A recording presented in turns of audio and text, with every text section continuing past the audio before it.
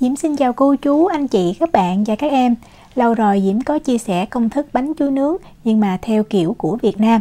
Thì hôm nay Diễm chia sẻ thêm một công thức bánh chuối nướng nữa, nhưng mà cái cốt bánh là bông lan bơ. Thì bánh này làm đơn giản lắm và nhanh nữa.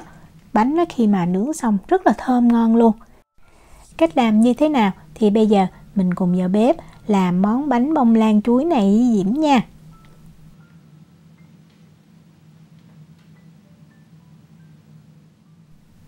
Với công thức bánh hôm nay thì mình cần một cái khuôn tròn có đường kính là 20 cm hoặc là 18 cm cũng được.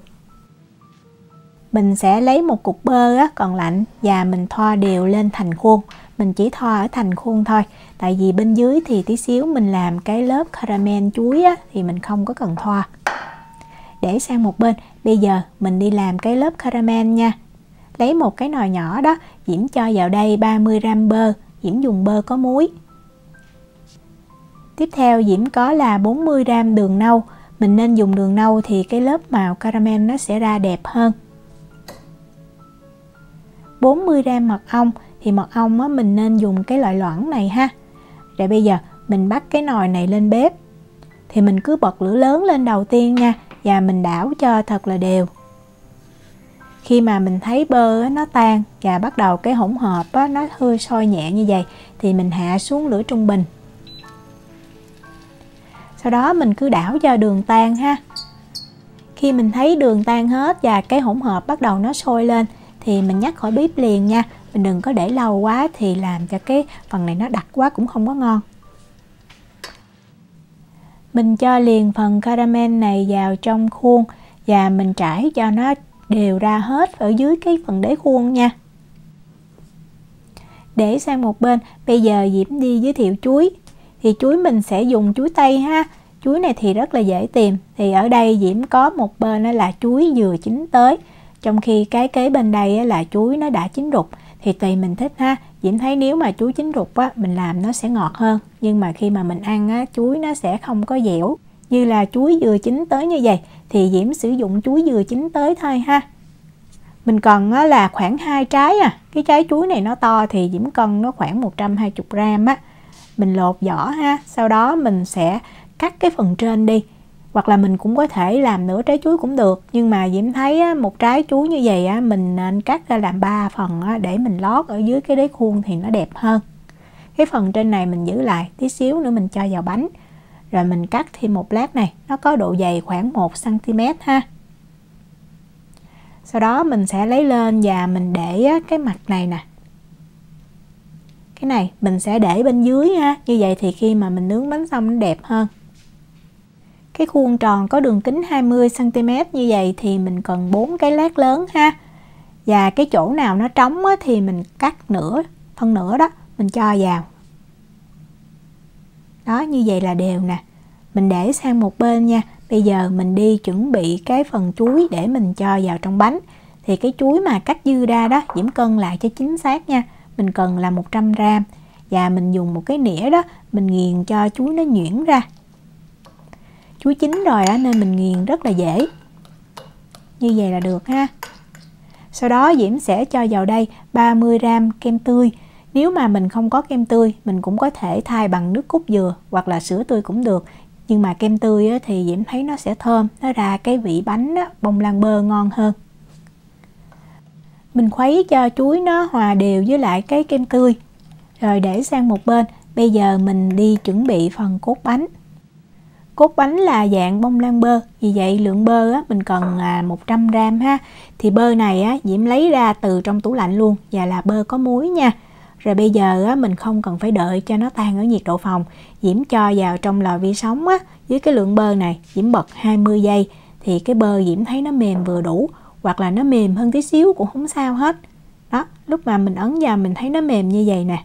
Còn nếu mà nhiệt độ nhà mình nóng và mình có thời gian hơn thì mình cứ để ở nhiệt độ phòng nha.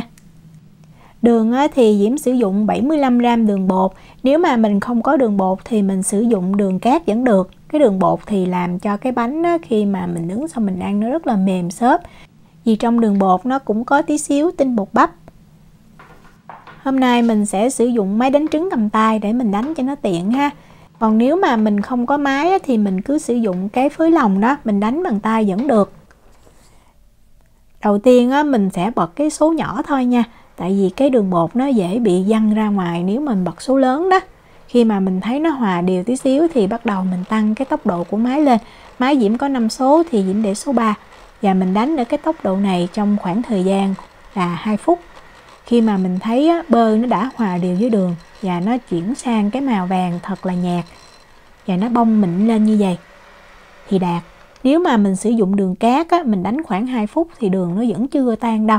Vì vậy Diễm thấy mình nên sử dụng đường bột á, nó dễ dàng hơn, nhưng mà đường cát vẫn được. Mình sẽ lấy 2 cái trứng gà ha, trứng từ trong tủ lạnh lấy ra liền vẫn được. 2 trứng này á, Diễm cân luôn vỏ thì nó khoảng 62 gram. Mình cho từng trứng vào trong cái hỗn hợp bơ và đường nha. Cho trứng đầu tiên vào, mình để máy ở cái tốc độ trung bình và mình đánh đều khoảng 20 giây. Diễm lưu ý là mình không có đánh lâu ha, đánh lâu rất là dễ bị tách bơ. Khi mình thấy nó vừa đều là mình ngưng liền, tối đa là 30 giây thôi nha. Cái này là Diễm giữ nguyên cái thời gian mà Diễm đánh luôn đó. Rồi mình cho cái trứng gà còn lại vào và mình cũng bật máy lên ở cái tốc độ trung bình. Mình cũng đánh thêm khoảng 20 giây nha. Quan trọng là mình thấy cái trứng gà nó đều với lại cái hỗn hợp bơ và đường là được, không có đánh lâu. Đánh lâu thì mình làm nó bị tách bơ khi mà cái bánh nướng chín nó thiếu đi cái độ xốp, nó không có còn cái vị thơm.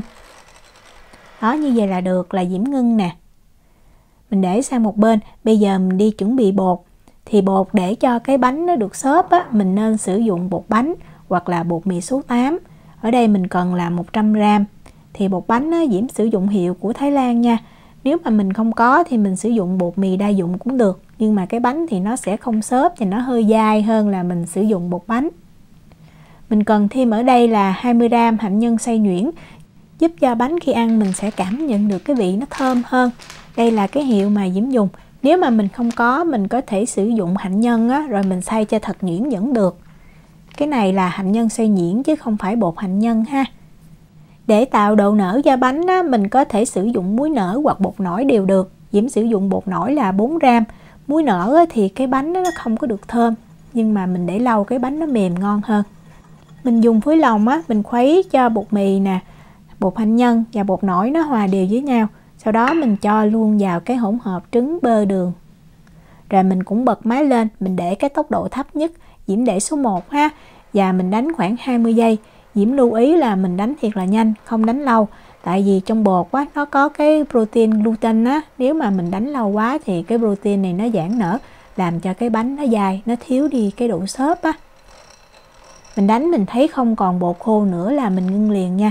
Cái chỗ này mình lưu ý giùm Diễm. Rồi bây giờ mình lấy cái hỗn hợp chuối và kem tươi đó, mình cho vào. Để cho bánh thơm hơn nữa thì Diễm cho thêm 1 muỗng cà phê tinh chất vani. Nếu mà mình thích nghe cái mùi chuối thôi thì mình không cho tinh chất vani cũng được.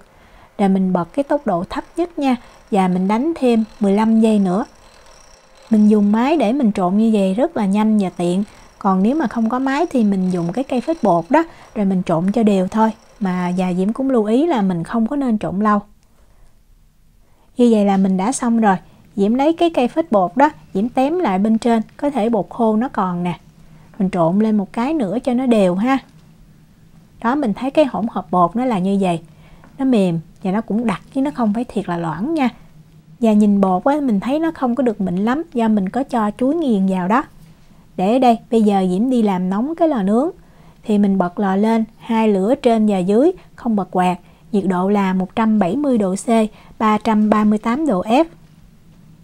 Mình sẽ lấy hỗn hợp bột đó, mình cho đều vào trong khuôn nha. Tại vì bột này nó hơi đặc á, vì vậy á, mình cho đều, sau đó mình sẽ tán ra cho nó đều hết cái khuôn. Bánh này á, Diễm thấy mình không có nên làm dày quá. Với cái khuôn 18 hoặc là 20 cm á, thì Diễm thấy cái công thức này nó rất là vừa vặn. Khi mà lò nướng đã nóng đủ thì mình mang bánh mình nướng ha. Và mình đặt bánh ở rãnh thứ 2 của lò, từ dưới đếm lên. Và mình sẽ nướng ở nhiệt độ là 170 độ C, 338 độ F trong vòng 35 cho tới 40 phút. Cũng tùy cái nhiệt độ của lò đó. Khi mà mình đưa nướng được khoảng 35 phút á, mình nên kiểm tra ha. Mình thấy cái mặt bánh á, nó chuyển sang cái màu vàng nâu là mình thấy bánh chín, hoặc là mình có thể dùng cái que đó mình xiên vào, thấy cái que khô ráo á, là mình lấy bánh ra liền. Đừng có nướng lâu quá thì bánh nó khô cũng không có ngon. Diễm nướng ở đây chính xác là 40 phút á. Và mình sẽ để cho bánh nghỉ nha. Lúc này bánh rất là mềm. Và mình để bánh nghỉ 5 phút thôi là mình có thể lấy bánh ra mình ăn liền luôn. Khi mà bánh nó nghỉ tí xíu mình thấy nó sẽ co lại. Nếu mà mình làm bằng đường cát á, thì Diễm thấy nó không có co lại như là mình sử dụng đường bột. Nhưng mà đường bột á, thì cái bánh nó mềm hơn. Mình lắc sơ cái bánh mình thấy nó tróc ra rồi đó thì mình úp ngược lại thôi. Cái bánh này có khi còn gọi là bánh chuối úp ngược đó. Đó, mình thấy cái màu chuối rất là đẹp luôn. Và như Diễm nói đó, cái bánh này mình nên làm mỏng, tại vì cái bánh nó không có ngọt lắm. Cái phần chuối á, nó ngọt, thì khi mà kết hợp chung với bánh á, mình ăn á, nó vừa vặn, rất là ngon. Để Diễm cắt ra thử. Bánh này Diễm thấy mình ăn nóng á, nó ngon hơn, tại vì nó thơm nè. Và do cái cốt bánh nó có nhiều bơ á, khi nóng thì cái bánh nó sẽ mềm, nó xốp hơn. Bánh ăn không hết á, thì mình cứ bảo quản trong tủ lạnh nha. Khi ăn thì mình hâm nóng lại thôi. Diễm chúc cô chú, anh chị, các bạn và các em thành công với lại món bánh bông lan chuối này. Nếu mà có thắc mắc gì thì cứ để lại lời nhắn hoặc là gửi tin nhắn cho Diễm. Diễm cảm ơn sự quan tâm theo dõi video rất là nhiều. Hẹn gặp lại trong những video tiếp theo.